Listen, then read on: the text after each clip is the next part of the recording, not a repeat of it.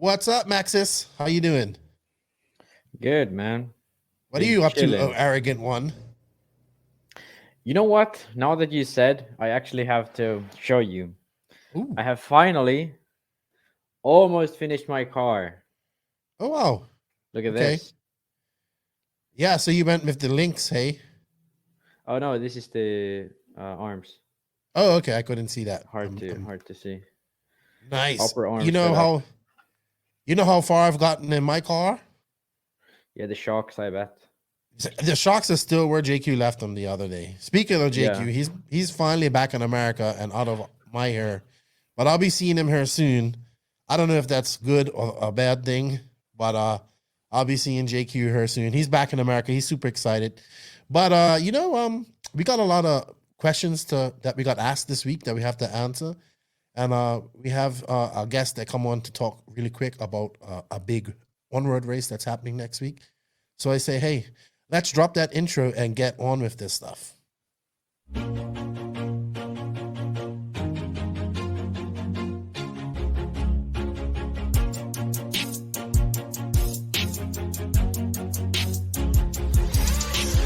Nitro is the glory, but e-buggy pays the bills. Welcome to the No Name RC podcast. Get ready for some serious bench racing. But be warned, we speak our minds, express our thoughts, and sometimes things can get a little rowdy. Hate, and he just was influenced by the hate coming from the left, the hate coming from the right. And let's get back to more club racing and less of this money-grabbing book racing. It's hard not to be arrogant when you're always right. You know? See what I mean? That's exactly why people call you arrogant, Max. You may not agree with everything we say, but it's definitely worth a listen. And our pick, can you stop whatever you're doing? Join your host, Lefty the Great, with co-hosts and guests as they get together to chat RC. Hey, after that race that I watched this morning, I have to talk about it.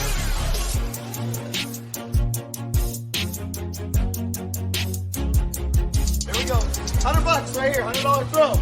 Oh no! I like this.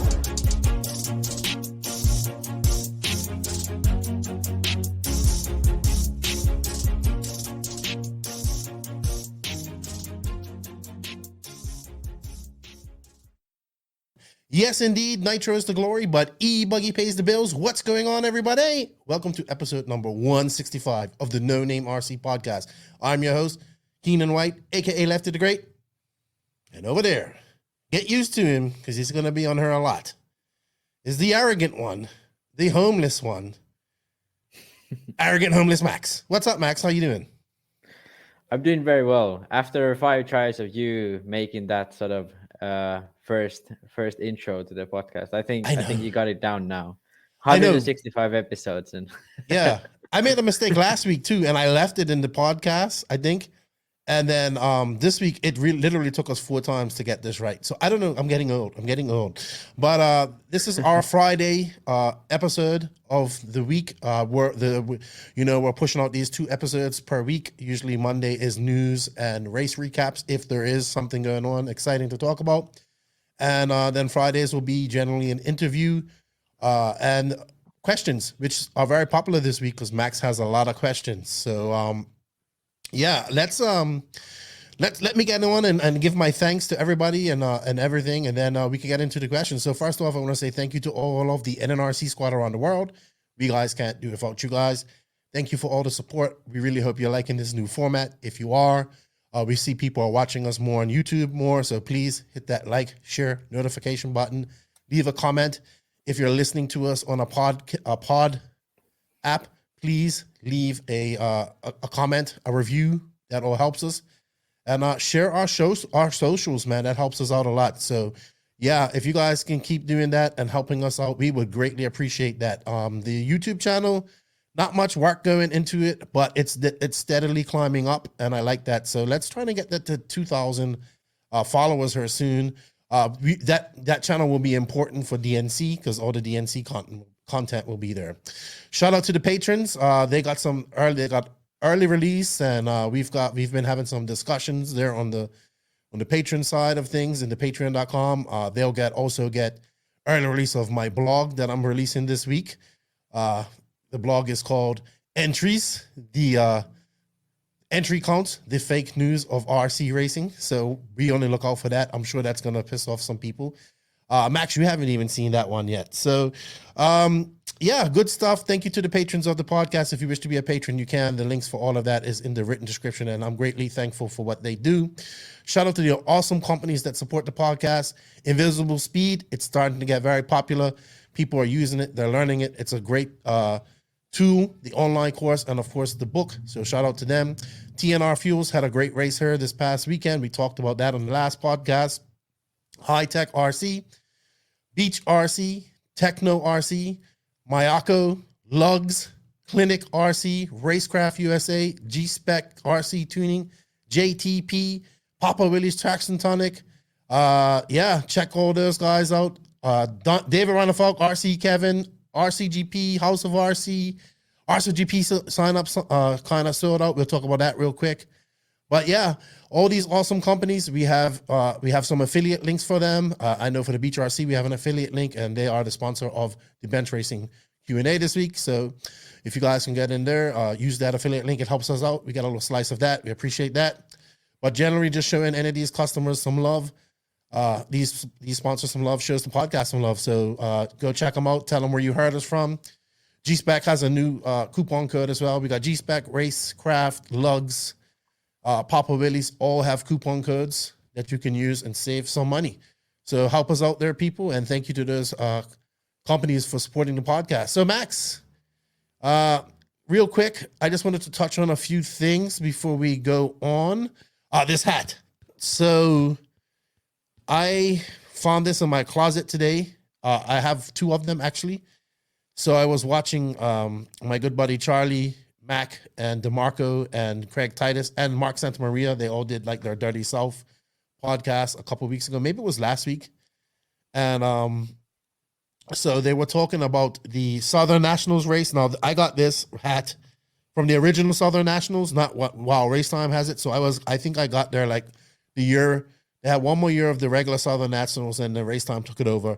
So I got this hat from that Nationals. That's actually the one that Joseph and I went. And Tony Scarcella and like the Stubbs and I think Jonathan Bunting was there. And this is the one that JQ nearly burnt down the pits with a lipo fire. And this was such a memorable race. The layout, a guy does a layout for that. He does it every year. It's so great. And it's fun. It's so the person that gave me this was Caleb Hamby. And he recently passed away in a car accident just before Christmas. And they're actually going to have so they're going to have, it's called the one and done race. So this race, they're going to have another race at exactly where they have the Southern Nats in the Ike Hamilton Expo Center. They're on there in West Monroe. And the guy's coming in to build the track. Again, this is his last track he's ever going to build like this, like original Southern Nationals type style track. And people are going to come in and race, and all proceeds go to Caleb and his family, which is really cool. And just to think that Caleb was the one who gave me this hat. And I'll never forget is that when we was going to this race, I reached out to him and I was like, hey, yeah, Joseph and I are coming to this race. We just want to know what pitting is. And he's like, hey, man, I want to call you. And so he called me and it's like, I just wanted to make sure, you know, he was basically nervous about JQ coming. He had heard, you know, like this is like 2018. JQ had turned that guy's radio off, had turned Bill Sterling's radio off and all that stuff. You know, JQ was in a big war. Like, I think he was in the Lupus Live war as well. Like the great Lupus Live war of 2018. You know, JQ was just pissing off everybody at that time. And we ended up talking. And I was like, look, man, we're going to be, you know, of course, the stickers. So JQ had done the stickers as well in 2018. So he's like, I don't want any of that at Southern Nationals. Like, don't worry, I don't want any of it at Southern Nationals either. So we met him. They were very nice to us, man. They treated us good. They gave us some great pit spots. And he said he came over and dropped this and a bunch of hats and all that stuff over for us. And it was great. You know, it was a great experience. I loved that race. It was probably one of the best races that I've attended. The layout is awesome, you know, and to hit it. And Race Time has it now. They've moved it. And it's still a good race, and they still stick to the caps, some of the rules while they did it last year. But, you know, it just still doesn't have that old Southern Nats flavor. because that guy was that guy's races, like his tracks, were really unique. Oh yeah, like the elevation. They were always a bit low, a bit bumpy. Like every time I saw anything about that race, I was like, okay, this looks pretty cool. And it was very different compared to any of the East Coast races. It was very different, and that's what made it cool as well. Nowadays, after race time ticket, it's, I mean, same stuff more or less than the other races. It's still a good event for sure, I bet, but yeah, that it doesn't have that old feel, which I think made that race specifically very Right, cool. right. So that's really cool. And I just found this hat, and I was like, I'm gonna wear this today, and I remembered that, so I would talk about it. All right, Max. So a quick few things that we want to touch on before we get into the questions. I'm gonna save this for Monday, but the new One Army chassis extension piece for the HB car, I like this.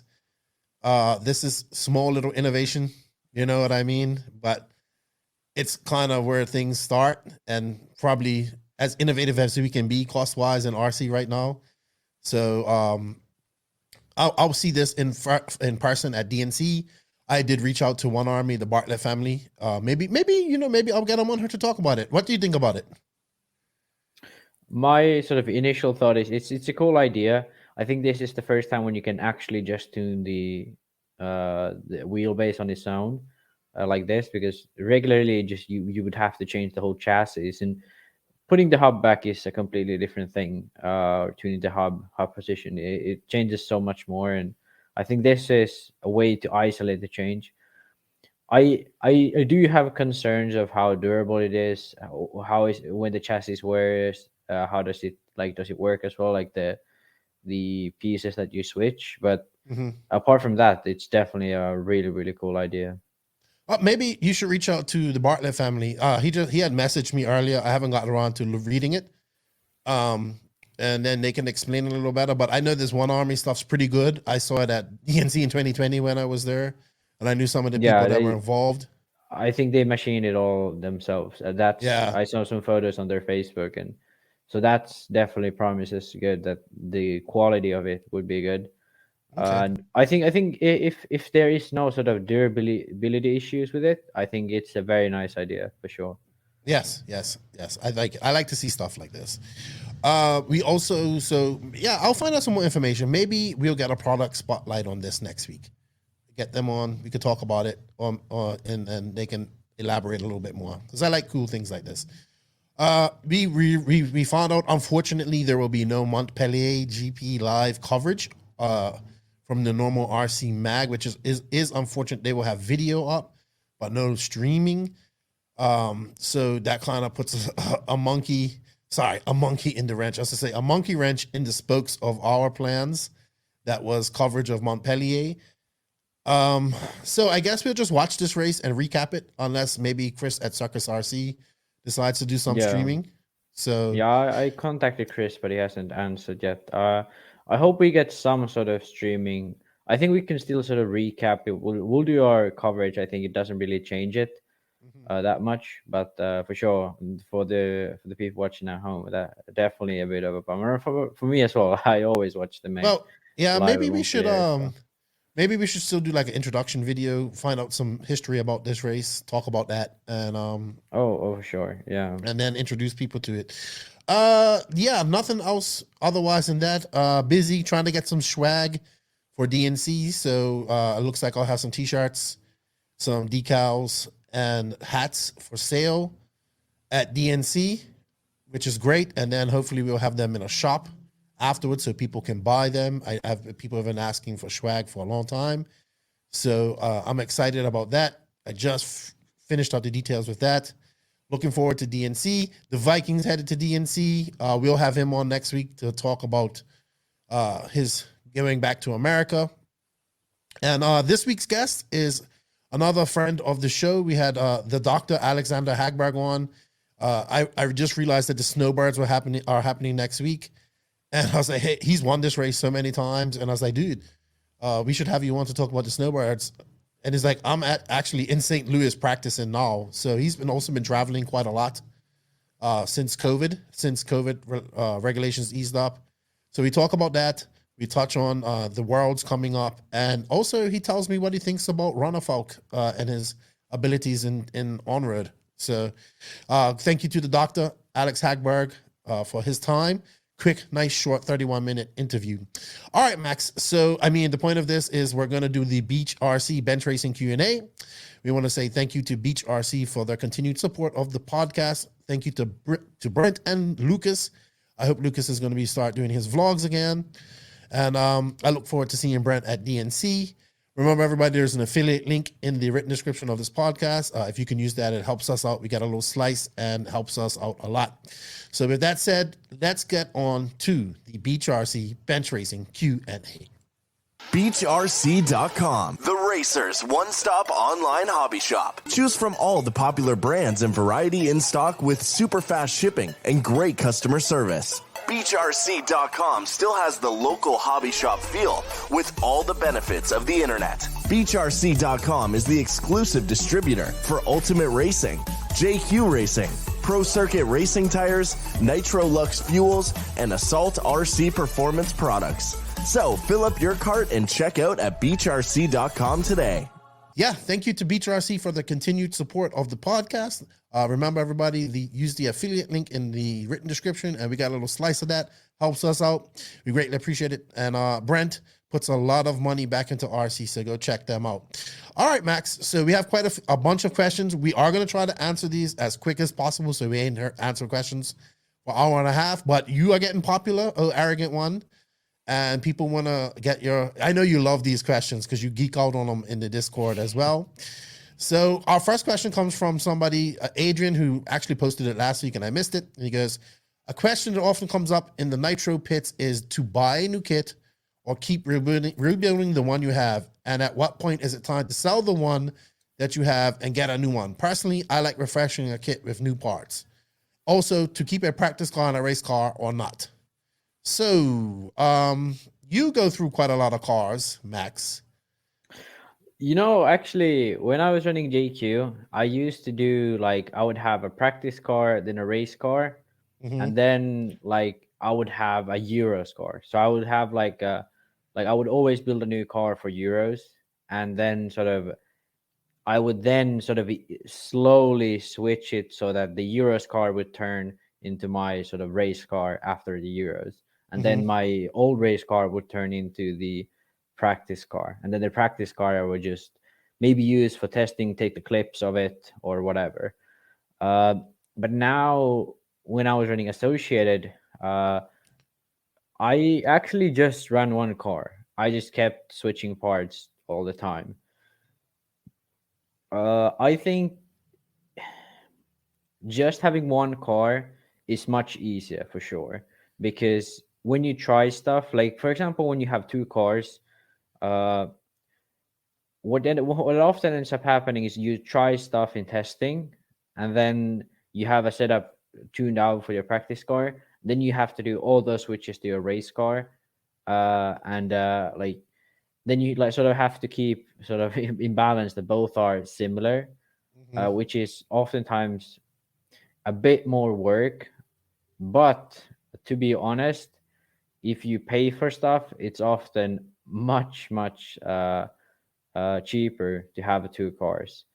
And that's just because buying kits is so much cheaper than buying parts.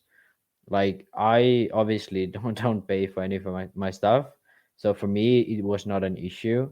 But looking at what I ordered and how much parts I went through, and looking at the retail prices, because I can, when I make my order, always to see what the price would be. Yeah, I mean, probably spent 5 kits worth of spares in just a few years. Yeah. So in money, and in spares, it's not that much. So I think for sure, if you want to go the cheapest way, have two cars, and you keep one car very good, and then the other car you just switch parts that are too worn out. So, and what I often did is the race car, I run a few races with arms and drivetrain, and then I would switch it over to the practice car. So if you want to save money, definitely have two cars. because you can run the race car for like 2 seasons pretty easily. Just change the chassis at some point and like that. But if you want to have the sort of field stay very similar the whole time, just have one car and keep replacing parts. But make sure that you actually replace parts, because if you like stuff like center diff mounts, brake cams, even gearboxes, stuff like that wears out. So you actually have to change stuff a lot. Yeah, I would say if you're racing a lot as well, you may be looking at getting 2 cars a year anyway. One in the beginning of the season, one midway during the season, and that, you know, because some people do race year round, and just depends, like, you know. And I think that's how it just worked with me. Because I never sell stuff either. You know what I mean? So yeah, I get it that people sell things in America and sell sliders, but I don't. So yeah, I always when I raced like when I was into it, I had a practice car as well. You know, because I just didn't want to put wear and tear on my race car. Yeah, so it's a hard question because I'm not completely sure what I do myself. Like with AE, I had like at the end, I kept the same sort of chassis and electronics, and I had like 4 or 5 clips.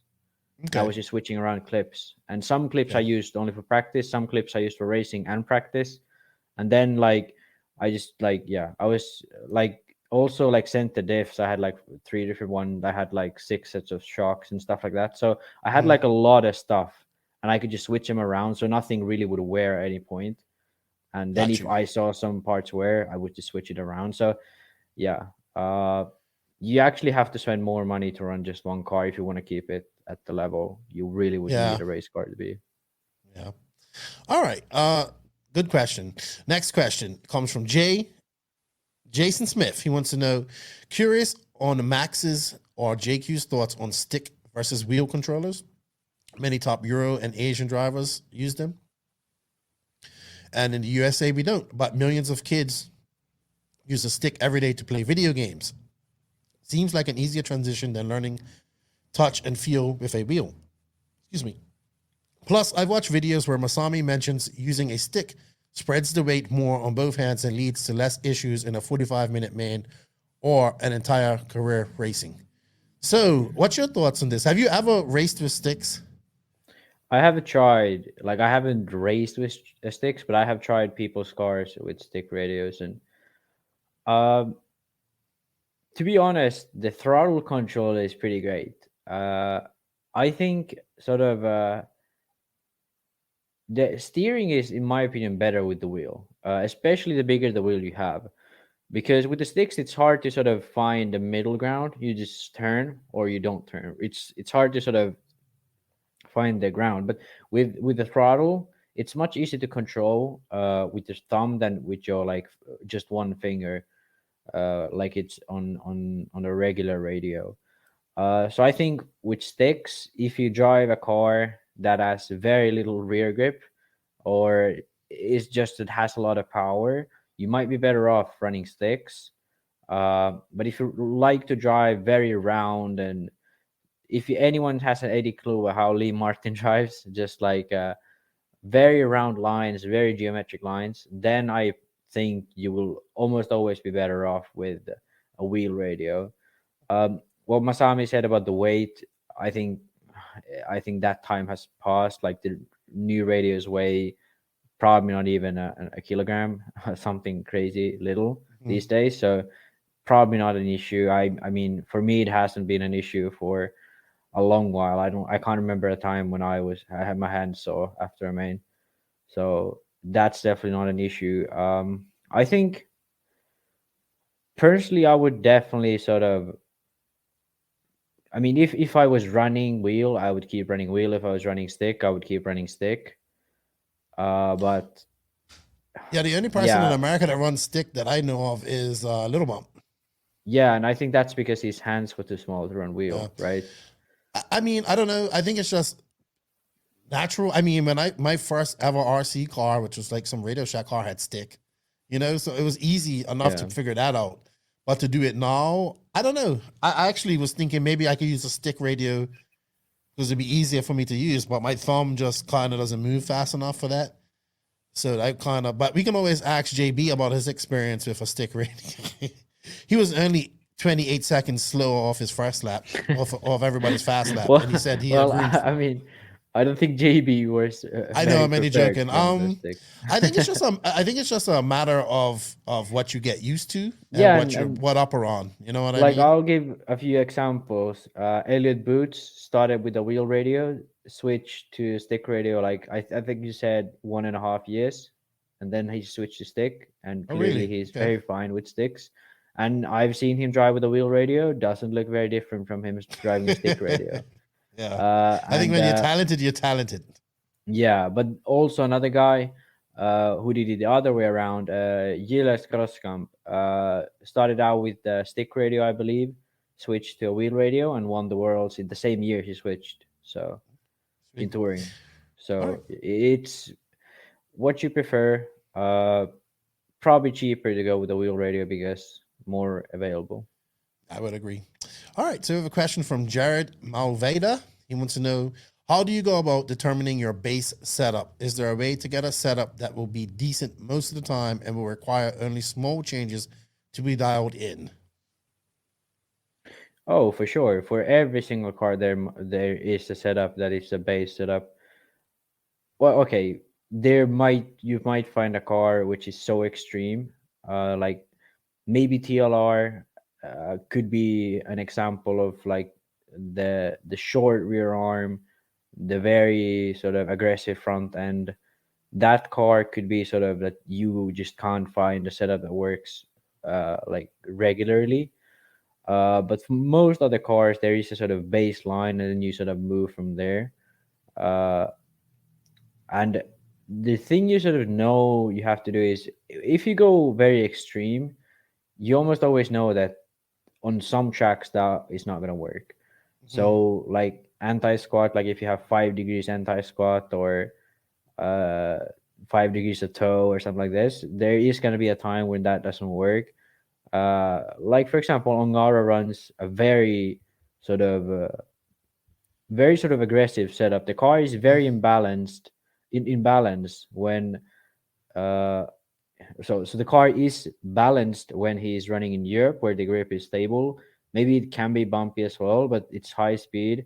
You don't have to do like slow speed accelerations. But when he goes to America, he clearly has a lot more issues because the slower speed, you can't keep the pace up. You actually have to accelerate. So, and for example, like Ronafolk, he drive like with HP, he drives, the car itself is more balanced, and the setup he runs is a lot more balanced, where rear and front grip are sort of similar level. So that's sort of one example where Ongaro runs a setup that's balanced in his area, but like not balanced as in how the car works itself, but he can make it work oftentimes. So that works for him. But generally, you have found the sort of right direction to set up when you start trying stuff and it actually gets worse. Because oftentimes, if it's so that you try stuff and nothing really happens, or it's like maybe better, maybe worse, oftentimes then you know that the car is quite off. That's what I've found, at least. And when the car is like in the sweet spot, like you set up is dialed, like just like a small thing, like putting the shocks in one hole or going to a slightly thicker diff in front or center, you can feel the difference, and you can sort of see what the car is like, feel and see what the car is doing differently. That's for sure one thing I felt. And like, it's sometimes it's weird because I've had situations where with both A and JQ, where I had sort of a track that was way off, sort of like way different than any other track I'd run, and you most likely should have had to run a different setup. But anytime I tried something else, I just couldn't get it to work. Like, and then when you go back to your baseline, it just works. And sometimes that's just that the car reacts in a certain way to things, and you know how the car reacts because you run that setup a lot. So it's not always that the car needs to match the track perfectly. It's also you need to be able to control the car, because like something like F1 is very different, where the driver just has to adapt to the car. But in RC, it's so much driver based still that you actually have to drive the car. And I think that's one thing for sure. For example, I can give like a specific example. In 2018 at the Euros, we started out with a setup that we've been testing for a few weeks for a high grip track. And it was like the car worked all right, but I just couldn't sort of trust the car. Like the steering feel wasn't the way I wanted it to be. And anything I did just like sometimes it made it better, sometimes it made it worse, but nothing could sort of get that feel back. And I actually struggled a lot. I don't know where I ended up, but I was like one of the lowest qualifying heats. And then in the first qualifier, I went too close to my regular setup. And then the second one, I was like, okay, I'll do everything the same way I do in Finland. I'll put tires that like Ronafolk was running at the time. So like everything is sort of like I know, like this is what I know. And I finished like 7th in that round, like top 10 I finished or something. Like for that time, for me, that was a really good qualifying run. So that's something that I sort of that situation just clicked for me, that sometimes you just need to be one with the car. And another good example is Philippines RCGP. Joseph had developed some like new shock towers. We had I think we had some different hubs as well. There was Thursday practice, Friday practice. Both days I struggled a lot. Like I had very good pace on one lap, but just couldn't keep it together for more than a few laps. And then on Saturday, I was just like, okay, like this isn't just working. Everything same as I've been running, because I had been testing in North Carolina with Mike Hill for a month or so before I went to the Philippines. I just went to exactly the same setup I ran at like SMB and Easley and similar setup to PMB as well. And it was perfect. I like initially, like I was really fast, like straight away. I had some issues with tires, as we all remember what happened to Ronafolk that race. I had the same issues. We were both running J Concepts. But then as soon as I got the tires to stay on the rims, I won qualifier, I finished 3rd, and I was actually battling for like with McBride. Like that, like come on, like that's something like from a horrible weekend to battling with someone like at that level. For me, that's amazing. And those two events just prove me that sometimes it's not about making the car perfect for the track.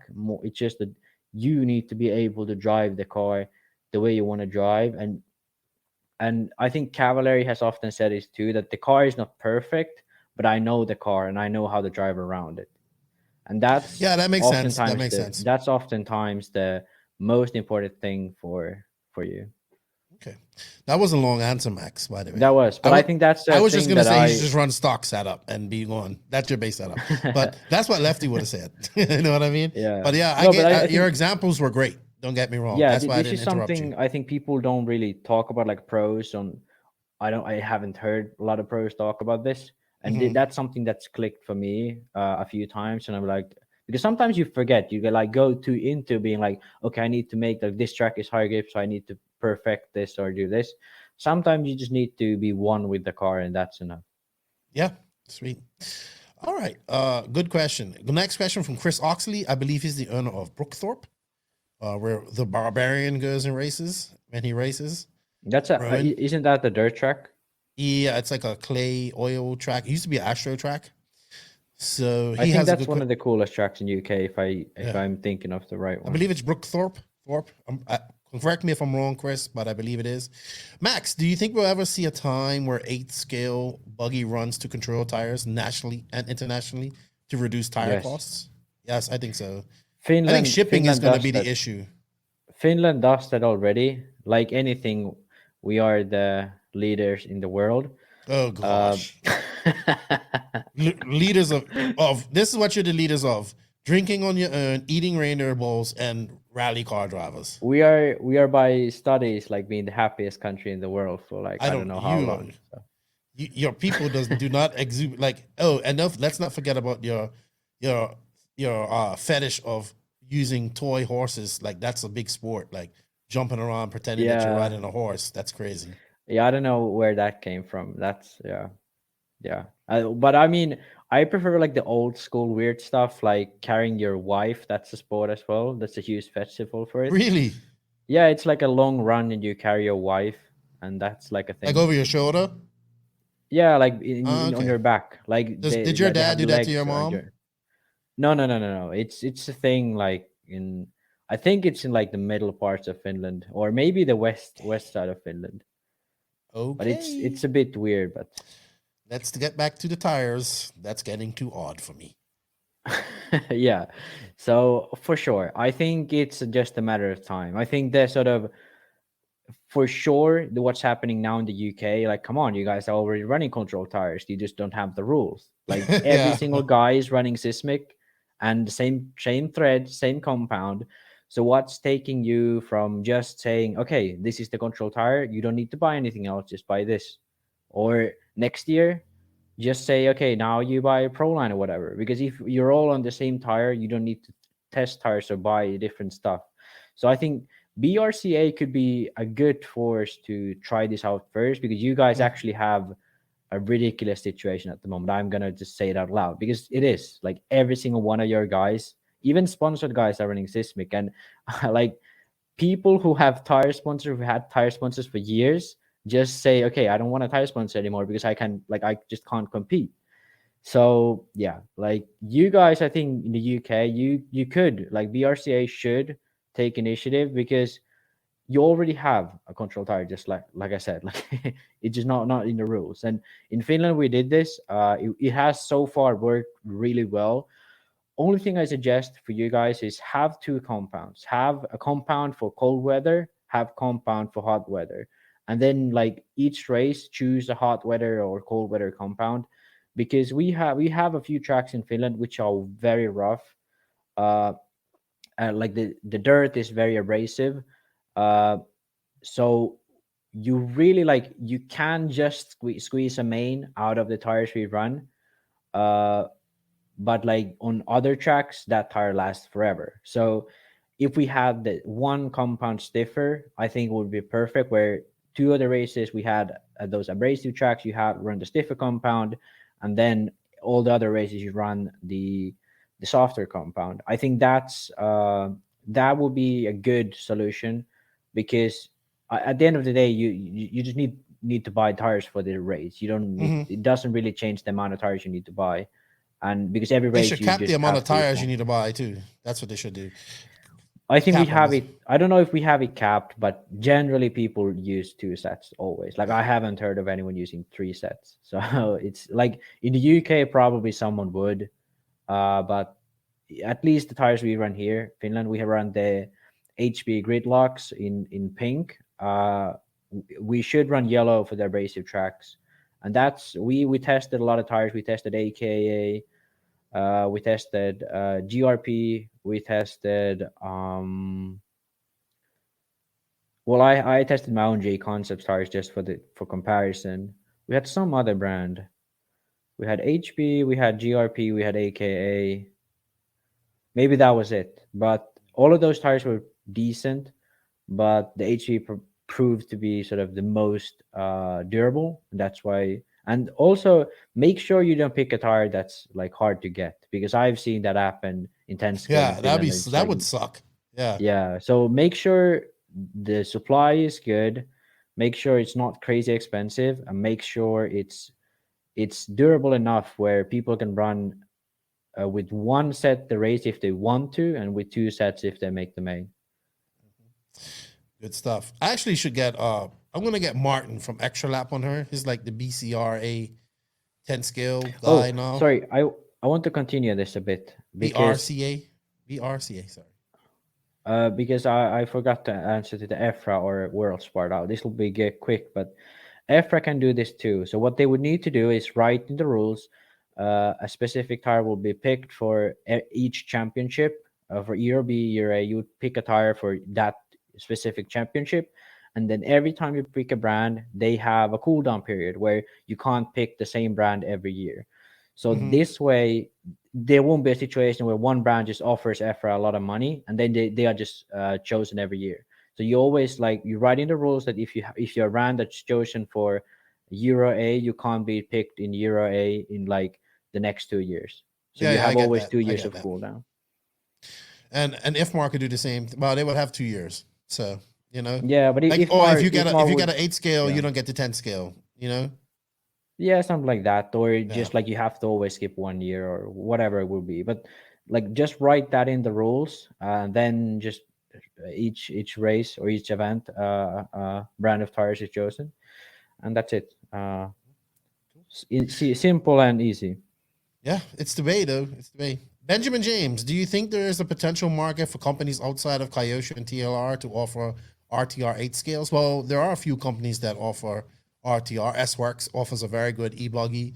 Serpent just released e-buggy and nitro buggy as well. JQ had a buggies for a while. I don't think they RTR buggies, but no anymore. Here's the thing about this market is that we always, if it's going to be RTR, it kind of has to be almost ready to race to a point. Like this is the hard part. It's going to, like, you need to make this car as close as you can to the real thing as possible. So if really all that person has to change is like servos, engine, maybe a few bits and pieces here that can be updated to aluminum. You know what I mean? A lot of times you get these RTR cars and they got plastic A and B blocks, and or just just not the best metal and all that type of stuff, and that's the issue. And then they end up breaking, and you can't get parts for them. Or if I want to upgrade this to the next best car, you're gonna spend as much as you would buying a new car. So I heard the S-Works e-buggy is really good. Maybe if these companies can base their RTRs more to their current model, make it as better, like a better quality. Maybe the price of the RTR has to go up a little bit as well.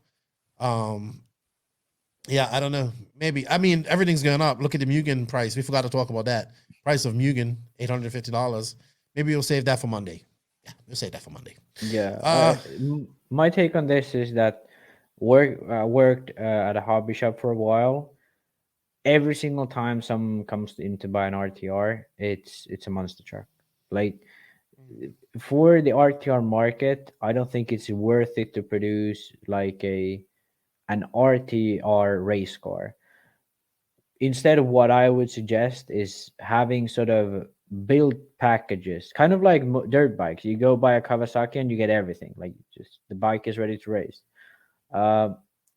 Like I think that's something we could look into in RC as well, where for sure brands like S-Works could do this very easily. They have their own, I think they have a servo connection with some brand.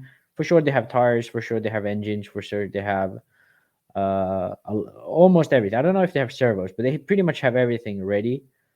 So just have a car that has everything on it, and because the combo is probably going to be a bit cheaper, you don't maybe have to put the high-end models on it. But I think that could be a move forward for trying to get people to like easier access to 8-scale racing. Yeah, but I think we need to have just a really good RT ready to race almost spec e-buggy. Like that would probably be it. Yeah, but it has to be so that it's competitive. It can't be like it's shitty, because the people who just want an RC car, they will buy a monster truck, like or Arma or something like that. You know what I mean? Yeah, like the Arma Cradons are like crazy popular because they're big, they have a lot of power, but they are not like race cars, and that's people don't really want race cars. And I think Kyosho and TLR have those because that's what they've had for a long time. But I don't think as a marketing thing, I don't think it sells very well. I could be wrong, but I mean, I think they sell. I just don't think they're good for, like, you buy one and then either the person gets scraps it and gets a whole entire race outfit, or they scrap it all together because it's just too much of a pain in the ass. The thing I'm afraid of with that type of RTRs, it's the quality is always worse than the actual cars. So when you do that, what often ends up happening is the people think like the cars are really fragile and the engines don't run, and then they just quit on racing cars altogether. But that's just because it's a shitty RTR.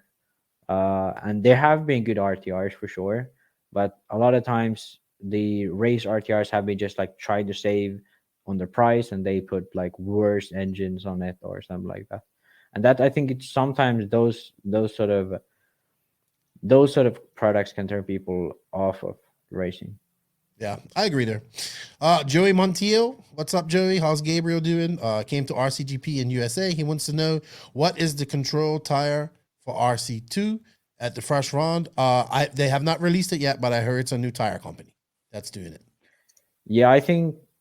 Yeah, I don't know. Have they released any specifics, but yeah, it won't be an existing tire company. It will be specifically designed for RC2, I believe. Oh, okay, really cool, awesome. All right, Evan Osborne. When front toe out is 1 degree on a setup sheet, does it mean 1 degree total or 1 degree per wheel? It's 1 degree per wheel. Yeah. Miles Lane, I have one for Max. Is the North Pole really in Finland, and does Santa Claus live there? North Pole is a few, I'd say probably close to 1,000 kilometers up from Finland. It's quite far up. Really? And Santa Claus is a marketing campaign created by Coca-Cola. This is sold to kids, so the kids will like Coca-Cola, drink sugar, and the Koch brothers can make some money. Well, I just use it to like control my daughter a little bit. Like, they'll be good, or you get nothing from Santa. I gotta run that until she realizes that it isn't real. You should tell your daughter about the Finnish Santa Claus, because the Finnish, the sort of ancient Santa Claus, how it's been told in like the Finnish like stories, right? It was a very sort of ugly character, and he would often bring kids like I don't know what you call, like ashes, and then if the kids had been naughty, he would eat their heads. What? He would eat their heads. Yes, that's the sort of actual history of like the Finnish Santa Claus. Why you guys are voted, like, you just said you're like the most happiest people in the world. You got stories about people eating kids' heads? Yeah, that's like the old shit, you know? Like, yeah, the Santa Claus isn't real, and that's just a marketing campaign by Coca-Cola. So, yeah. But the North, actually, the Lapland sort of province, they take advantage of it, and they take money out of tourists and have this Santa Claus thing. So there is actual Santa Claus in Rovaniemi if you want to go there, but that's just to get money off of tourists. Okay, well, you learn something new every day. All right, Phil Fernandez, Hot Rod local racer here. I love Tuesday night nationals at Hot Rod. What's the first thing you adjust when your rear end just wants to wash out during a 180 degree turn on a loose dirt track at night? You guys rock, by the way. I think that's anti rear toe is something you want to change. You want more? What else would you suggest, Max? Probably you could try like standing up the shocks a bit if it's slow speed corners. You could try maybe a bit softer springs. You could try softer center diff as well. Yeah, sway bar too. I think, or if it's higher speed that you're having this issue, you could try lowering the rear arm. No, it sounds like it's one low speed 180s. So you probably need some more rear toe. Yeah. So rear toe, standing shocks up, softer springs, thinner center diff. Stuff like that probably would help. And good luck at Hot Rod, man. That's an awesome place to race. Small track, but super, super fun. Matthew J. Forget, another SoCal native. Max, do you prefer to race with all 4 tires, the same tread and compound, or do you often use maybe one tread design, different from front to rear? And would you ever use a different compound on the front versus rear? And if so, when do you find that you use such unmatched tire combos? J Concepts, Triple D's front, reflex rear. That's like, I'm telling you, that's perfect. Then CD Beam, I know people have used that combo. Yep. Never really liked it myself. I mean, usually if it's like, I just go like I-beam, like, or bow tie or whatever the brand is. But yeah, I never really been a huge fan of CD beams. Bow Some fighters. people really like them. Crime fighters and bow Yeah. ties. That's why I think kind of started it.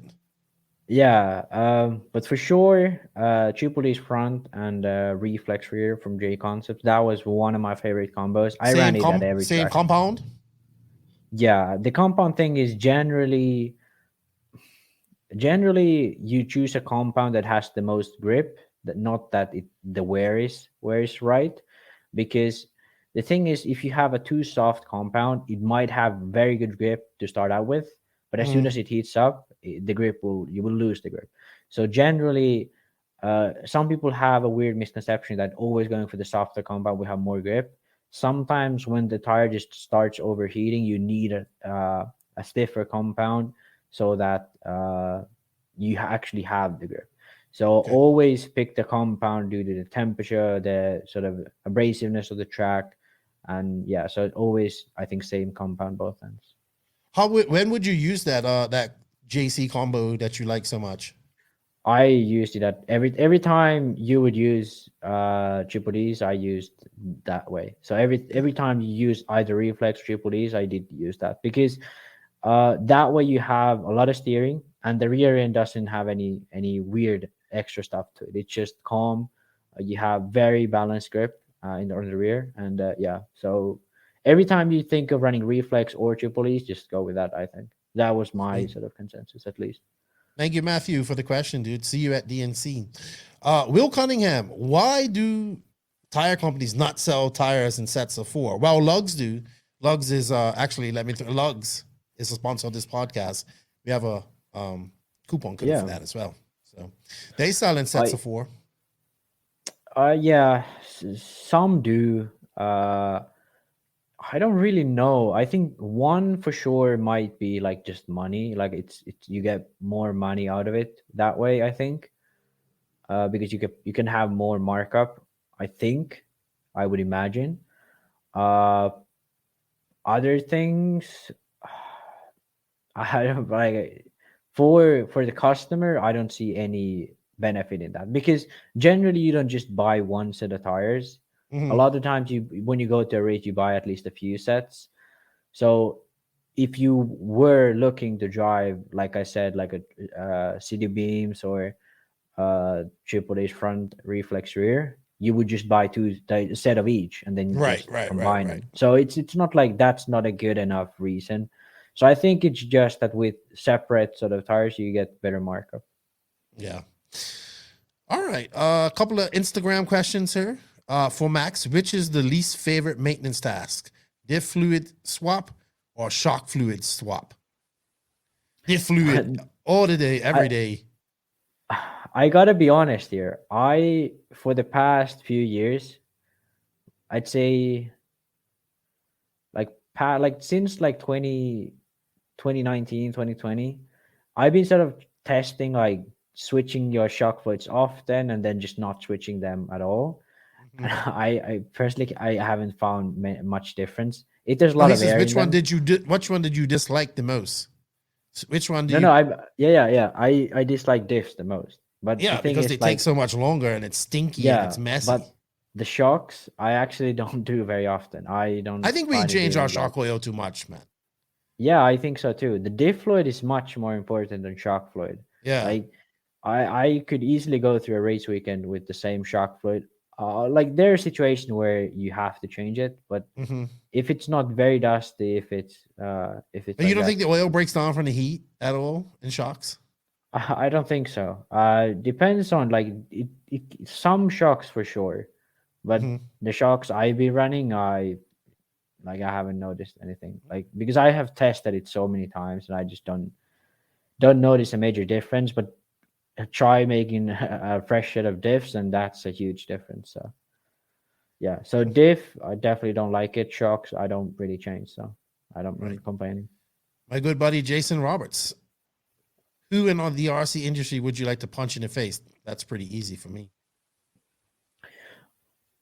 I don't really have anyone. Like if someone doesn't like me, I just don't give a shit, you know. Like that, like I don't really like if like I know there must be some people who dislike me like very very I'm hard. sure there's many people that dislike you. Oh, arrogant. Yeah, but for me, like if you hate me, like I'm happy to tell you I don't really give a shit. I don't probably know who you even are. So, The one person I definitely would like to punch in the mouth is JQ, especially when he's trying to find something, like when he won't drop a topic. Like it's funny the first time, and then he'll just continue on for like 5 minutes, and I just feel like saying, like, oh, what was it on the last podcast? Results. I can't find results.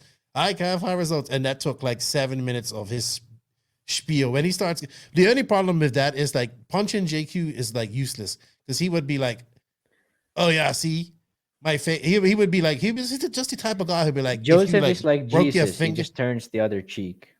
Yeah, and then he'd be like, my face messed up your fist. Like, you know what I mean? I won that. Yeah. Look at you. Your finger's broken. My face did that. Yeah, well, your face is broken. No, we don't punch people in their face. So, yeah, I don't know. Yeah. All right, Max. You got some Discord questions? Let's take a few Discord questions, and then we'll wrap this up, because we've been going for about an hour on this. So let me get them up. So, okay, I think we answered this in the past, but so also quickly, everybody, just real quick to plug our Discord. Check it out. We're at 359 members and growing. We would love to have you in the Discord. So come in. There's always a link in the written description of this podcast, and join the conversations. I have to answer a very important question in the Discord in Lefty Simple Thoughts, and that is, if I was a professional wrestler, what would my name be? So I have to really think about this, because this might stick with me forever. So you haven't thought of it yet? Well, the flying hammer. So no, it's not. Okay, so let me answer this one then. So with cars being released every year with marginal changes, how much lower would an average driver be with a kit from, say, 5 years ago to now, or even 10 years ago, with respect to the latest model? Are yearly kit releases completely unnecessary? And is it just an unnecessary cost?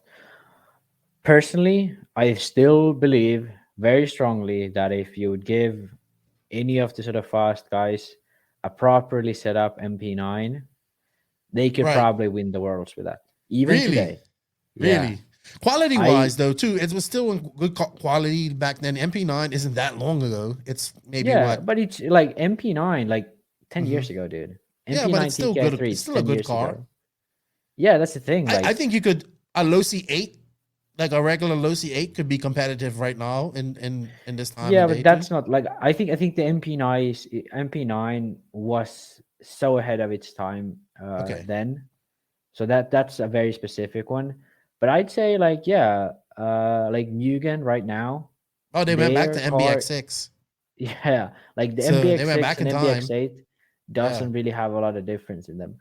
So I think durability is the biggest difference in the cars in the past like 15 years. In the past 10, it doesn't change much, but past like 10 to 15, that's where a lot of changes happened.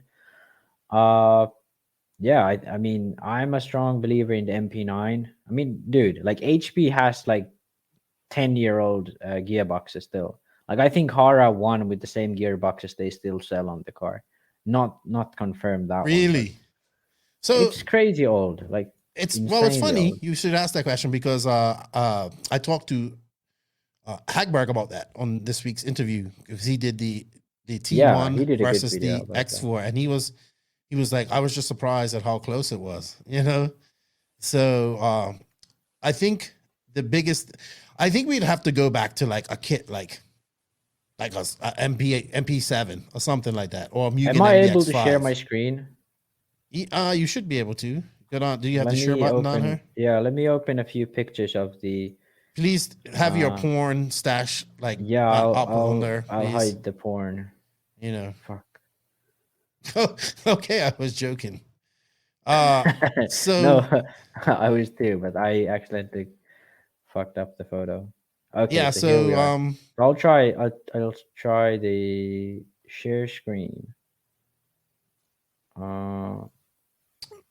So So you think like an MP9 could be competitive? Do you think anything older than that do good? Like, I think the it's just previous different. the Cure shows could do very well. Okay. I think that the Losi 8 could do it. I think the Losi 8 could. Okay. No problem. Is that what you want to share us? This?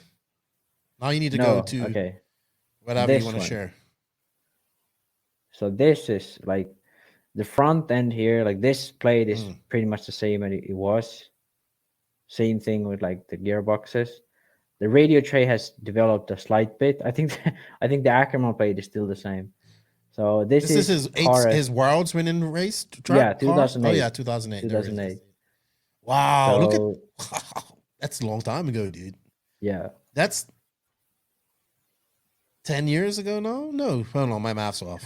14 years, dude. 14 years, yeah. I said we're 13 and something over, but yeah. Wow, crazy. All right, I think what's the next question there in Discord? I don't have them up here. Oh yeah, sorry. We'll take a couple very more. disorganized at the end of this. Oh, the sponsorship question. So one guy asked, what pointers would you give someone looking to get their first sponsors? And someone asked, like, do you need, like, if you have a chassis sponsor, or if you have sponsors, can you run Sportsman if it's not a chassis sponsor? And then there was one other guy who asked about sponsors. Okay, I'll get on my soapbox real quick for this. Sponsorship. Remember, it's a two-way street. You give, they give. So be useful. Believe in the company that you want to be sponsored by. You know what I mean? Don't just go to a company because they're going to give you a good deal. Like if you like HB and you want to be a part of them, go be a part of them. If they don't give you a deal and you still like your HB, go drive them. Go drive it. Also, be sure this is what you really want. Why do you want to get sponsored? You know what I mean? It's not really that much of a savings at the end of the day sometimes. Are you going to put more pressure on yourself as a sponsor driver? Because then you're going to put yourself, you're going to take your racing a lot more seriously. Are you just doing the sponsorship thing because it's cool? You think it's cool and you want to fit in? So ask all these questions of yourself. Or do you like the fact that you can run any car that you want? Now, if you're like, hey, this is the car, the company that I like, I want to be a part of them. I think I can see myself with them for a few years or longer, then go for it. But if you think like I'm gonna jump around and skip to all these other different chassis and to find something that I like, then I think you should just not be a sponsor driver, be a privateer, and do that. Also, with chassis sponsors going in, like I know DNC, the rule apparently is Sportsman, no chassis sponsor. You can have sponsors elsewhere, like tire sponsors, etc. And I believe it's like you can be in the open class, you can't be like 100% racer or something like that. But let's be honest, we've talked about this before. Sponsorship does not dictate skill level in RC. So, you can have a heavily sponsored driver who's not very good. You know what I mean? He's a good ambassador. And just be thoughtful about your sponsorship thing. Just believe in the company that you want to support. Would you support? Why are you supporting this company without a sponsorship? As well. So look at all that type of stuff and go from there, because I see too many people just going for the bigger deal and not being happy or not even really knowing anything. Like I can't count the amount of times people have messaged me about JQ Racing and they're like, do you know anything about JQ Racing? And then they give me a generic answer and I'm like, yeah, you know nothing about this. So I don't know where Max went. So what's the next question on Discord, Max?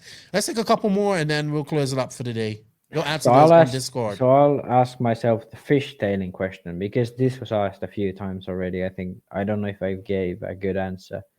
So to stop fishtailing on power, or sort of the exit part of the corner, on slow speed, stand the shocks up. Go to a softer rear spring. Sometimes just one of those chasing will help you. If it's before you go on throttle, then those two most likely are the main issue. You can also try lowering the link on the tower if it again is slow speed. If it's high speed fishtailing, then might be actually easier. It might help you to go up on the tower, but it really depends where you're starting from on the link on the tower. But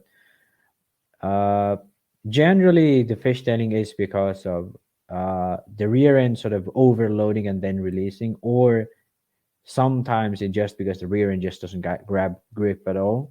So towing could sometimes help you as well. So adding rear towing. But there's a lot of things that could cause it. Sometimes anti-squat can help with adding more anti-squat. So there's a lot of things you can think of. But if it's slow speed, try standing up your shocks. Try going to a thinner spring or a softer spring. Sweet. I think that's enough. We've had quite a few questions here. Yeah, I think we're getting to the point where we have to kind of pick which questions we're going to ask and whatnot. But keep them coming, guys. What we don't answer on this week's show, we'll try to answer next week, or we'll try to answer in Discord. Do you see anyone you want to answer in particular before we go on? I know my buddy Axel Owen had one. Let's see what was his. He asked this last week, I think. One guy asked about Serpent. But do they sponsor drivers? Are they doing anything in RC? I don't think they really are, because they are though. They are. I know guys that are sponsored by Serpent. Oh, okay. In USA and in UK, okay. They're in the UK. They're obviously. No, I don't think they have any pro stuff left, because they used to have pro drivers on road. Well, I think they just have Billy Easton. Guys I think Billy Easton is like the only sort of pro guy they have at the moment, because I don't think they have anyone left in on road. Like Greiner, I think he's out. I can't remember any guy who's a Serpent driver who's still a Serpent driver. I know one dedicated Serpent guy, my buddy Donnie B. He's down in North Carolina, Virginia area. He loves Serpent for life. He listens, big listener of the podcast as well. But Serpent's still around. They just, I think once Paul Ciccarello kind of left, that's when it just went like, it just went downhill. But I think it's weird because it has also died a bit in Europe. So it's not just America. Okay, UK. But, because Tony Advoca has it. He does it pretty good. But in the UK, everything is alive. Like every brand that exists is probably alive in the UK. Lots of 10-scale racing, see? Yeah. Lots of 10-scale racing there. Yeah, good stuff. All right, I think that's it, Max. Thank you, everybody, for the questions. We enjoyed them. I mean, it's getting to the point where we have to have a whole podcast for them now. That's cool. Keep them coming. We're gonna have some live questions there. I think we're gonna do a live next week. We'll see how it goes. Maybe not Max, but me and Thibaut. He said he's ready to do a live. I think we're gonna go on now, Max, to the main interview brought to you by Techno RC. Remember, everybody, that the beach racing question segment was brought to you by Beach RC. We have an affiliate link in the written description of that podcast. You guys can use that. We got a little slice, and we greatly appreciate it. Max, I'm going to go on to the interview with the doctor, and then I'll see you back for the conclusion. All right, buddy? Yeah, man. Techno RC. Techno RC. Techno RC is a premium manufacturer specializing in 8th and 10th scale high-performance off-road RC buggies and trucks. Visit www.technorc.com for a complete catalog of their products. Techno RC. Excellence in engineering. Hashtag Techno Takeover.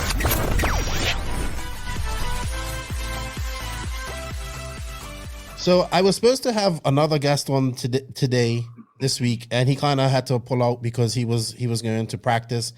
And I remember seeing this ad the other day. I'm actually going to pull it up here. And I was like, wow, XRAY is sending a squad to the Snowbirds. Now, for some reason, I'm thinking this race is later on in the year. So I was like, you know what? I'm going to get Alex on today, the doctor, to talk about he's been racing a lot in the world. And I was like, oh, well, Maybe he knows something about the Snowbirds. Maybe he does, you know. And then it's like, I'm actually practicing and getting ready for the Snowbirds. So welcome to a good friend of mine. We've become good friends since he's been on here. And I think he's a big supporter of the podcast. And I like what he's done. And I'd like to welcome Alexander, the Dr. Hagberg. What's up, dude? How are you? What's going on, man? How are you? Well, I'm good. Thank you for the short timing. You was like, yeah, sure, I'd come on today. I appreciate that. Where are you actually right now? So I'm in St. Louis, Missouri, at a track called Pro Level RC. Mm-hmm. So it's a permanent indoor carpet track where it works really well for us to test and prepare for this big event that's coming up next week. So our whole team will come here to practice together and also do some car development at the same time. And yeah, it works out really well. Yeah. So if you guys don't know who Alexander is, I had him on the podcast maybe over a year ago. He's a 2-time world champion in touring car. And okay, what was it 2-time in touring car, and what else was it? Yeah, so 10 scale touring car and nitro touring car, mm-hmm. And 12 scale. Yes, but unfortunately he doesn't run nitro anymore, people. He doesn't believe in the glory, but that's fine. But he's still one of the most recognizable professionals. He's got constant videos. His content that he puts out on YouTube is exceptional. He is really a big voice for on-road, the on-road genre of RC. And he's been a long time XRAY driver as well. He's actually won this race a few times that we're talking about here, the Snowbirds. So let's talk a little bit about that, Alex. This race was, the first race was in 1995. It's always been in Florida. So this is the 27th year of running this race. When was the first time that you attended this race? Yeah, so I first attended the Snowbirds in 2012. So that was already 10 years ago. So since then, I've only missed it 2 or 3 times. I've been there quite a few times already. Mm-hmm. And obviously, it's a very big on-road event, but it actually started as an oval event. So they only did oval racing.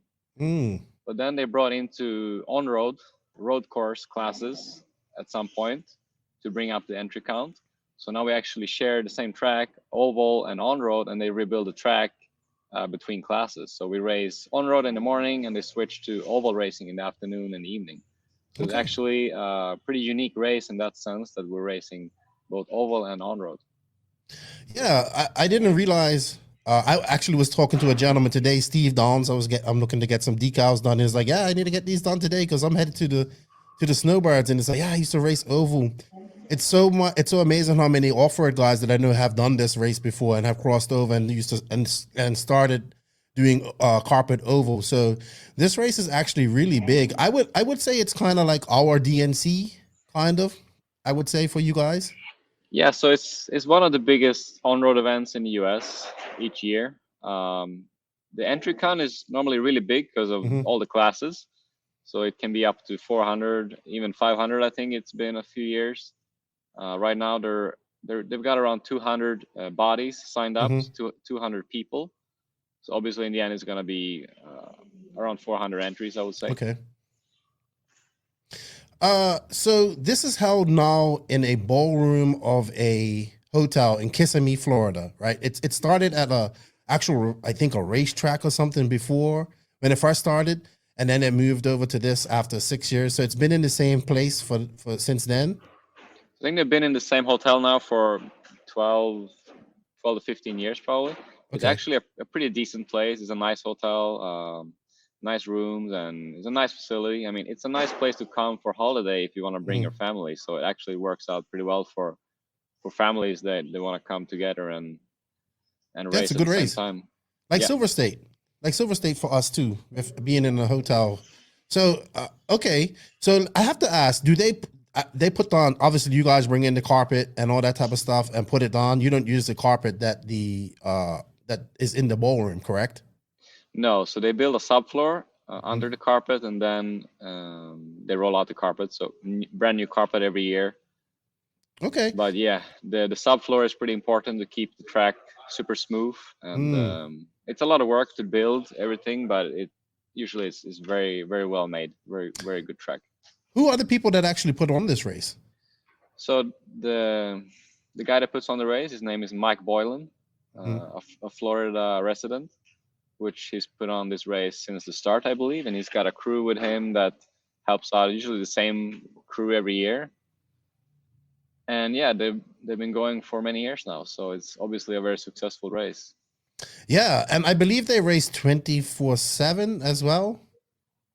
It's not quite 24/7 anymore. It's around 20 hours around the clock that they race. So we start 5 a.m. with on-road. We finish around 2 or 3 p.m. Then they start with oval, and oval usually finishes around 2 in the morning. So it's almost 24 hours, but not quite. Okay, all right. Well, that's pretty cool. So how long is this race? When does it start? What day does it start? And when does it finish? Well, obviously finishes on a Sunday, but, you know. Yeah, so we fly out on Monday. Practice starts Tuesday morning. We have 2 days of practice and then 2 days of qualifying. Actually, 3 days of qualifying, and then we go into finals on the Sunday. Okay. Sweet. So let's talk about this, because we was talking about this before you came on. XRAY has sent a serious squad to this race. There you are on right there. There's Martin Hootie right on the side, and Coelho. And then I don't know any of these guys. Sorry. Well, these guys, but they look fast. I like this. I like when XRAY does this type of stuff. I wish more companies would do this. They get the idea of branding and promotion. I saw that they did this for the Florida Carpet Championships. And I was just going through their Facebook today, and I was like, wow, more teams need to do stuff like this. So tell us about this squad that's going there, man. This is quite an impressive looking team, it looks like. Yeah, sure. So you're probably familiar with the European guys, myself, Bruno, Martin Hootie, obviously, is the team manager. And Jan Rotejski is the big guy on the left of me. And he's our top stock racer in Europe. And a French guy named Alex Duchette, which is also very fast in the stock class. We got Drew Ellis, our US team manager, and Kevin on all the way to the left with the cap on. Okay. And then we got Robbie Dodge and Max Kuning all the way to the right, which they are some of the top US guys for our team. Sweet. This is a squad, so all of these guys will be racing, even Martin, correct? Martin, yeah, he will be racing as well, touring car modified. Okay, and this is the first time that Coelho has been to this race? It's his first time, yep. Oh, wow. And this is your race, though. Like, you've won this race a lot of times. You won it the last time you was here in 2020. Yeah, so I really like this race. I always had a good time, and I had really good results there. So I'm going to try and keep that up for this year as well. All right. How about, are we seeing any of your fellow European on-road counterparts coming over, maybe from Automatics, Serpent? Will we see any other Euro drivers, or who will be the top drivers representing those teams? No, so as far as I know, the other teams are not sending anyone from Europe. They've decided to focus on other events in Europe. And XRAY is the only team that's sending the European team over. There was rumors that Infinity would send some of their top guys to the race. So they haven't signed up yet, but it's possible that they will show up. That'd be good. I'd like to see that. That'd be awesome. Yeah. Who would come from Infinity, do you think? So there were rumors that Victor Wilk and Naoto Matsukura would show up. We'll see. Yeah, well, actually, we're debating who's Infinity going to send for the RCGP team, and we're hoping that they send out as well for the first race. Yeah, I mean, for them, it's not a question of having the money, so it's more about if they want to send somebody, right? Yes. So I hope that they can support the race and send as many guys as possible. All right. Who are some of the top American talent that we have to look out for in this race? Yeah, so the top guy from the US right now his name is Sam Isaacs. He's from Maryland, and he's really fast in the modified classes. A couple other guys, Camp Anderson from Tennessee, and Craig Xavier, and a few other guys that are really specialized in the stock classes, which they will be forces to be reckoned with. And it's going to be a really competitive race. And obviously, thanks to the Europeans bringing up the status of the race. Yeah. I love when the Euros and international crowd and the Americans get racing together. We need to see it more on all genres. So kudos to XRAY for sending such a squad. But actually, XRAY has been super busy. You know, you've been busy. You know, when I got to know you, it was kind of COVID, so you wasn't traveling anywhere. And you know, we actually, I forgot, we're actually connected because we're both Star Wars fanatics. And have you, dude, real quick, Book of Boba episode 5? Oh, it's gonna be good.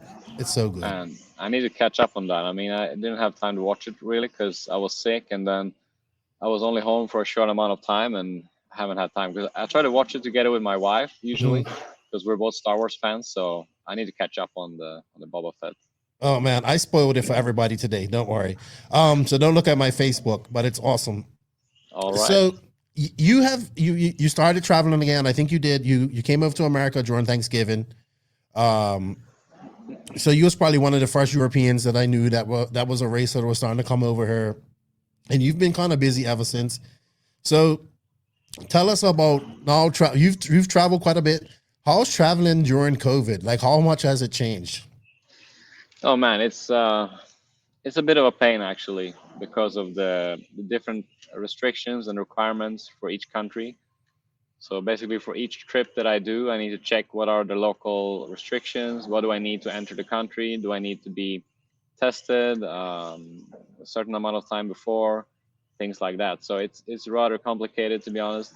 I was actually really lucky when I traveled home from the US last time because I need a negative test to travel back, and I tested negative. Then I flew home and I tested positive when I came home. So I was lucky that I was able to get home, and then I got sick when I was home, so that was fine. But it's a bit of a stressful situation with each trip now because of all the things that's required, and that it's so easy to catch COVID when you're abroad, and you might be stuck in that country for a few days. So it's really stressful, but it's possible. It works out. I mean, there's races going on, so we need to be present no matter what. Yeah, this is for sure. I think we have to get to a part where we live with this, you know what I mean? And just take the precautions and figure out how to maneuver and do it. I know Joseph is on his way to America. For me, it's no big issues traveling from here. It's pretty, you know, you need to be obviously vaccinated to get into America. And then I have to have a negative test. And then actually coming back, we don't even need anything, which is surprising. But it's good to see. I mean, XRAY is, and as we was talking before, XRAY has seemed to like take the bull by the horns. They're sending big teams on these international trips. You've been busy going around Europe. Coelho has as well. Is XRAY just like saying, "Hey, all right, we've been dormant for 2 years. It's time to come out swinging, and hey, we're still around."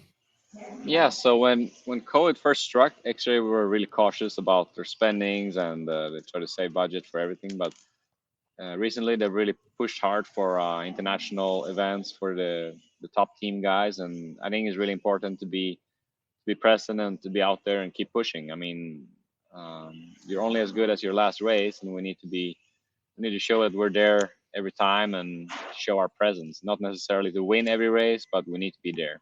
Mm-hmm. Well, that's good. I mean, it's time. I mean, we're ready. The people want to see XRAY. They want to see all these teams competing, and it's so good to see. Like now we know that like the Florida Carpet Championships is always going to have a big European for the off-road side, a big European staple coming over, just like the DNC, and now this race. So I'm glad companies are tired. Like, you know, hey, we've been home for 2 years. Let's go. It's time to now do our talking on the track, and XRAY is doing. I like it. That's a big team. That is a big team. A lot of Europeans to send over for this race. Yeah, it's a lot of pit spots. It's gonna be a big XRAY pit area this year, but it's gonna be fun. I'm looking forward to it. Yes, I am too. All right, so let's talk about the new X4 released late 2021. Was a lot of hype around this car. How much input and how much were you involved in development of this new car? Yeah, so I've been involved in development from day one. So obviously last year when we couldn't race much, we had a lot of time for development. So I spent a lot of time testing and giving input on the new car. I mean, it's a 90% new platform. If you compare with the T4, which is our previous touring car, so it's almost a completely new car. So everything was new on the car almost.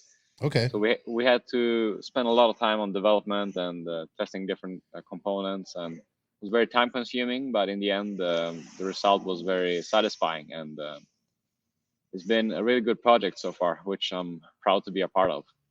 Yeah. So how does testing something like this happen with COVID? How did that work? Yeah, so we were able to travel to Slovakia a couple times last winter for private testing at the Hudi Arena. So even though they were not allowed to put on events because of the restrictions, we were allowed to have private test sessions behind closed doors. So myself, Bruno, Martin, and sometimes other factory guys too. But we were able to do it privately. We didn't have any events, but we were able to test still, which was very useful for the development process. Yeah. So anything in particular that you're really proud of that you might have had a lot of input or influence in that's on this car that's different from any other car? Yeah, so the X4 features the CFF, the carbon fiber fusion, which is carbon fiber basically joined together with a composite plastic. So that's something unique, which nobody else has until now. And it was very time consuming to develop and to test different combinations of materials. And we pulled it off, and we're very happy with the results. So we're proud of that component of the car. And as I said, I think XRAY might be the only brand that's really able to pull something like that off because of their in-house production that they have in Europe. What does that allow to do? Like, so you're going to explain what that actually allows the car to do, or what's the capabilities of that? Like, put it in an example for me. So when you have two parts of the suspension arms, is carbon fiber and composite, you have more options to play with in terms of flex and stiffness. So you can use a different type of carbon or a different type of plastic. Basically, you have much more combinations and flex options, which flex is everything in an RC car. It's the most important part of the setup, almost, in my opinion. So it just gave us more opportunities to change the setup and to fine tune it for different conditions.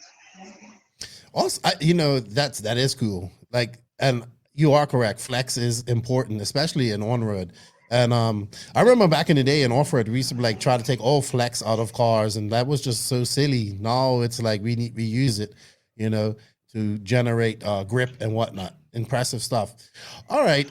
So while you was also during COVID, you made an interesting video where you took this new car and tested it against 20 years ago, the T1? Yeah, it's 20 years old, the T1 Evo 2. Yeah. So how did this come about? And how did you go about doing this? Was this all done in Portugal? Yeah, so I did that test at home.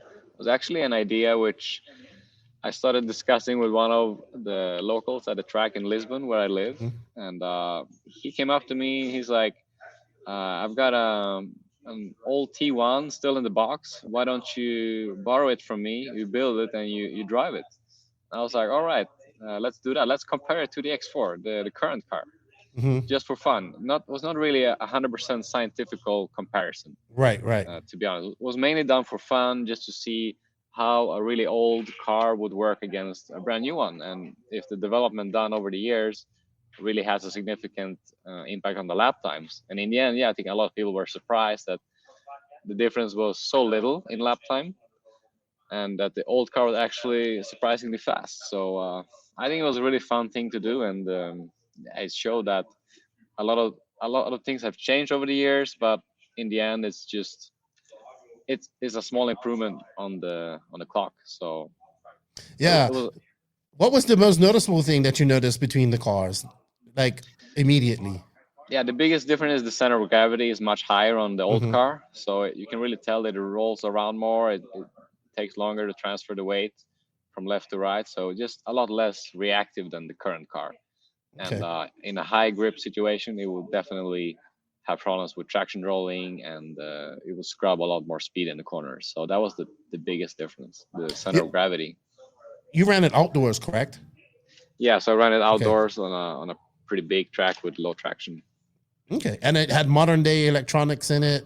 How about build wise? Was it back in the day Dremel stuff, or was it more like it is now, more of a polished fit and finish? No, so XRAY has been known for their build quality throughout the years that it's been really good. Like out of the box, it builds really well. You rarely have to adjust or modify anything out of the box, and the T1 was the same. It built really well out of the box.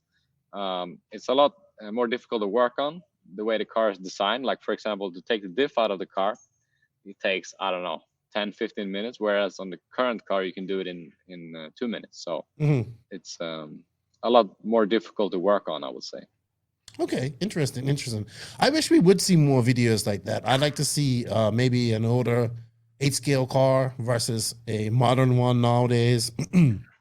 Same electronics, same motors, everything on the same type of track, see how it works. And I think, though, it was a little bit different back then. Like, it was the abuse and that the cars were taken back then was equal to what they take now, but quality is a lot better. I think that's where it was struggle mostly for 8-scale. So I would love to see stuff like that. And I'm glad you did it. And it had some interesting, and I think people were just surprised. Like, they thought it was going to be a blow, like the car was going to be so much better, but it was very close in the end. So cool stuff. I hope we see more stuff like that from you guys. All right. So, my friend, my favorite 8-scale driver, and your counterpart from your country, fellow Swede, David Ronnefalk. He's got the 10-scale worlds on his brain this year as well. He's going to do the 8-scale worlds and offer it, and then I think a week later is 10-scale worlds. You've had a chance to actually race with him. What do you think about your fellow Swedes' abilities? Can Ronafolk do some damage in the 10-scale world eventually, or even this year? Yeah, definitely. I mean, he's a super talented driver, and when he puts time in, he's fast. As we've seen several times already, he's done well in on-road. He's been in the ETS A final a couple times already, so he's really competitive. And when he puts the time in, you can really tell that he's gonna be really fast. And I raced him a couple times already, and he's got some good equipment with the Awesomatics car. And yeah, that's it. I mean, not surprising at all for me. Is it more like a setup thing here as well? Learning that, having the perfect setup for these type of cars. I know this is the setup has to be extremely perfect for on-road. Is that something that he's learning, or something that he could do to make it better? Or is it something that he has to do driving-wise? Sure. I mean, I think the easiest thing for him to adapt to is the driving, because when you have that much talent, it's quite quick that you can adapt to driving the touring car. But to work on the car, probably you'll need some time to learn how everything works and what stuff you need to pay attention to, because it is quite different to off-road. It's a lot more important to pay attention to small details, and like small fine adjustments are more important than in off-road, I would say. Yeah, well, I think once he gets back from DNC, he's on his way out there as well this week. He's gonna put some focus on his track. Have you driven at his track up there in Sweden? So I've never been there, actually. I was supposed to go there in January for the Swedish Nationals, but the event actually got canceled. So I'm hoping to come there at the end of this year for the Swedish Nationals, which will be held at his track. Awesome. He seems to be enjoying it, and I guess obviously off-road is his bread and butter, but it's great to see these drivers. Obviously Coelho is another crossover driver as well. Amazing talent. He comes from the opposite side, on-road to off-road. It's good to see. I wish we would see more of this. I wish these off-road guys would come over and cross over, but they have such a busy schedule as well. I know it's very difficult to do that.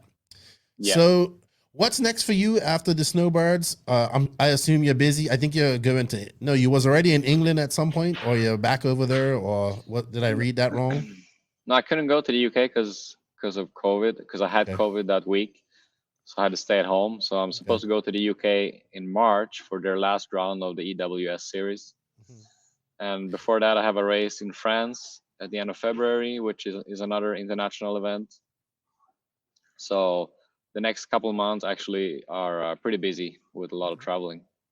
Yeah, it's busy on the off-road side. Are you coming back to America anytime this year? So I have a trip planned in April to go to Denver for a race called Mile High Indoor Champs in April. Okay. So that's my next trip to the US.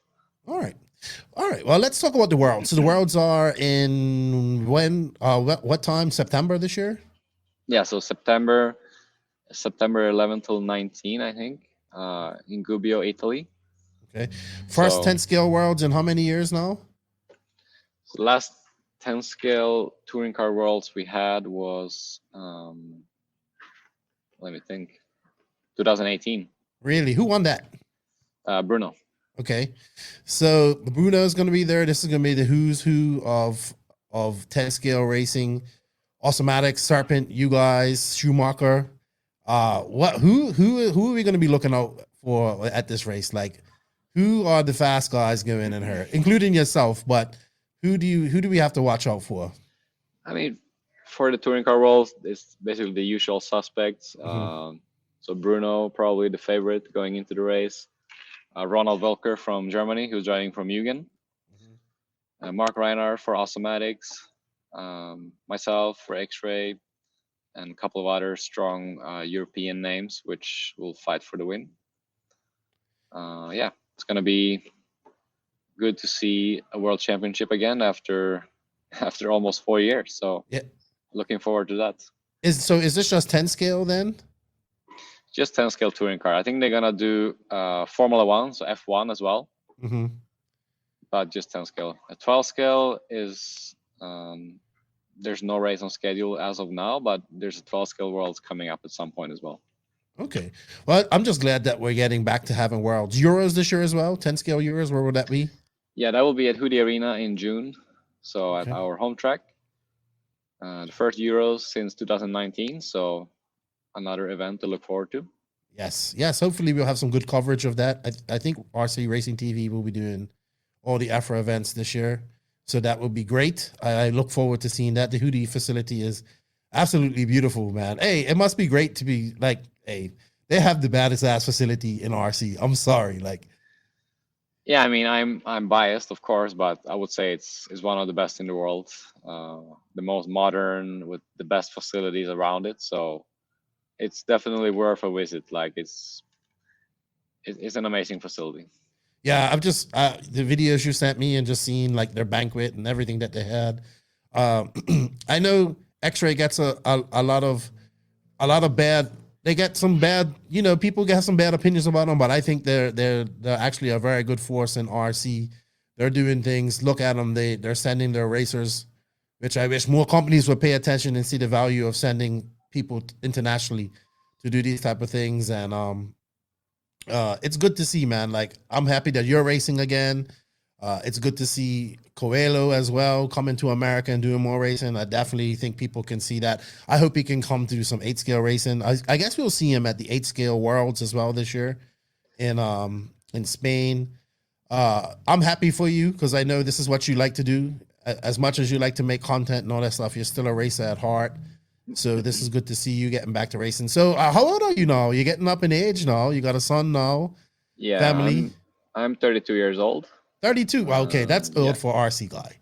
So I've been racing already for 20 years, more than 20 years, and professionally already for 11 years. So yeah, time flies when you're having fun, I guess.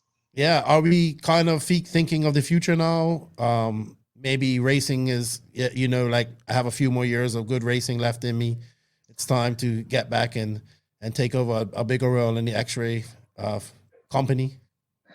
Yeah, absolutely. I mean, I want to race professionally as long as I can, but obviously I have to be realistic and say that it cannot last forever. So at one point I have to start doing a different kind of tasks for my job, and hopefully I can work with XRAY, my longtime sponsor, to do something apart from just racing full time. Yeah, I think you would be the obvious choice for that. You're very mature, very smart. You've been around this for a very long time. You stuck with them. I would say that they're grooming you for that position at some point. So I thank you for your time, man. Good luck. So would you guys will be racing this weekend at all, or just practice here at this track? Yeah, so we have a club race here on Saturday. So we're going to be practicing until then, and club racing Saturday. Is this the track that's in the mall? Yeah, so this is actually located in a mall in Chesterfield outside St. Louis, Missouri. So some mall, there's a lot of people that walk in here into the track, and they're curious about what we're doing here. So yeah, pretty cool.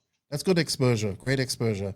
Well, good luck to that track. I hope you guys have fun this weekend. Good luck to the team, XRAY team. I'm sure they'll have coverage somewhere, so I'll post that up on the NNRC page. Yeah, good luck to you. You can watch it live on Live RC, I think. Okay, sweet. And good luck to you, man.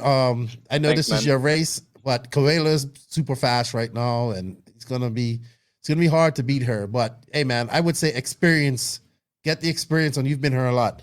Thank you for your time, man. I appreciate it. I enjoy your time there.